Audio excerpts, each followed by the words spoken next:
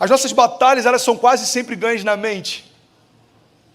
Sabe, tem uma frase da Margaret Thatcher, alguém já ouviu falar dela? Famosa dama de ferro, grande Margaret.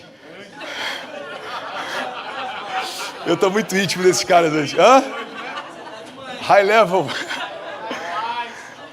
A Margaret, cara, em alguns lugares dizem que essa frase é dela, e outros dizem que essa frase o pai dela citava, que é de um outro autor chamado Frank Outlaw. Não tenho a menor ideia de quem é. Alguém sabe quem é? Então vamos fingir que é da Margaret, que fica mais fácil, ok? Ela citou certa vez o seguinte: cuidado com seus pensamentos, porque eles se tornam palavras. Cuidado com as suas palavras, porque elas se tornam ações. Cuidado com as suas ações, porque elas se tornam hábitos. Cuidado com seus hábitos, porque eles se tornam o seu caráter. E tome muito cuidado com o seu caráter, porque ele se torna o teu destino. Uau! Você pode dar uma salva de palmas para a Margarete?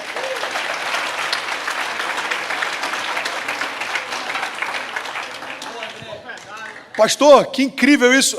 É maravilhoso. Agora, a Bíblia já fala disso há séculos atrás. Está lá em Provérbios 23:7. Assim como você vê e assim como você pensa na sua alma, assim você é. Assim como você se enxerga, assim você é. E tem alguém que está se enxergando como o maior investidor do reino de Deus aqui em Orlando.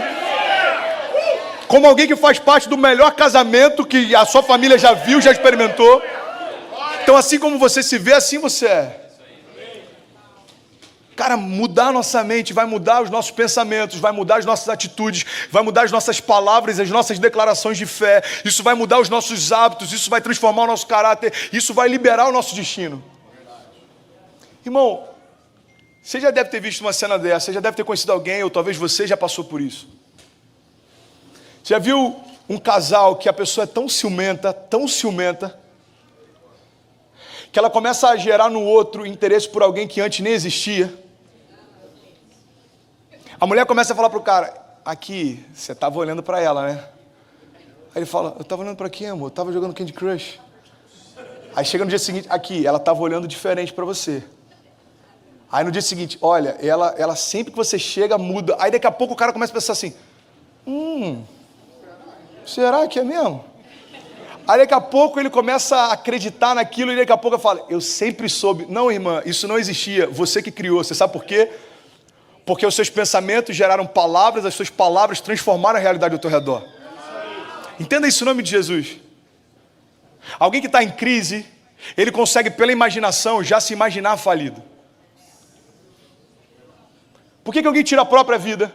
Porque na sua imaginação, ele já imagina que o futuro é pior do que ele desistir de viver. Alguém que está em crise no casamento, ele já se imagina solteiro. E aí quando ele vai perceber, se divorciar já não é algo que assusta tanto. Porque na mente dele já é uma realidade faz tempo. Você está comigo?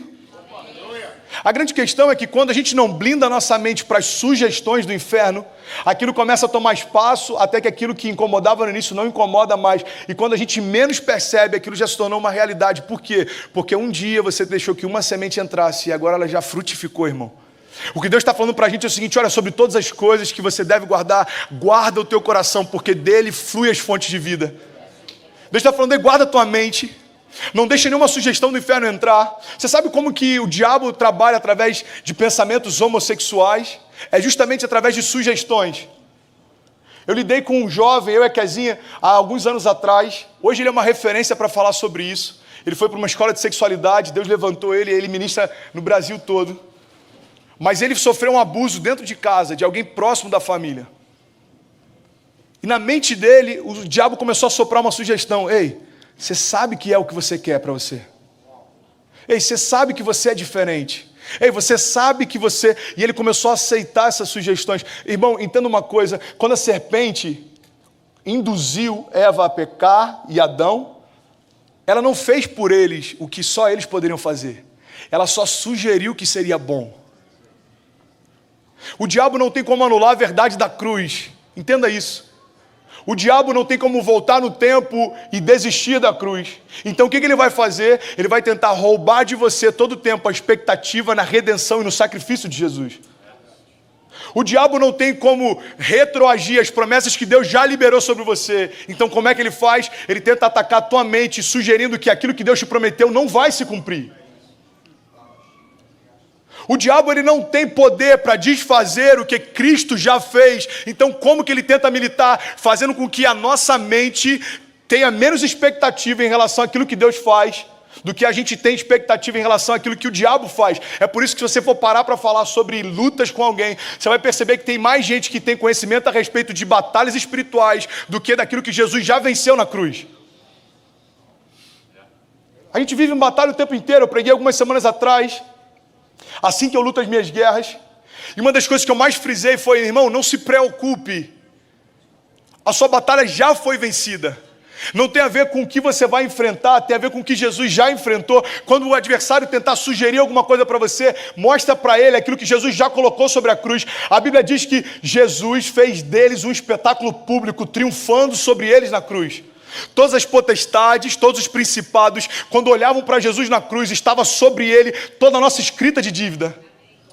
A Bíblia diz que aquele que não cometeu pecado se fez pecado por nós, para que nós fôssemos feitos justiça de Deus. Entenda uma coisa em nome de Jesus. A graça fala a respeito daquilo que Cristo já liberou. Mas a gente só consegue tocar nisso pela fé.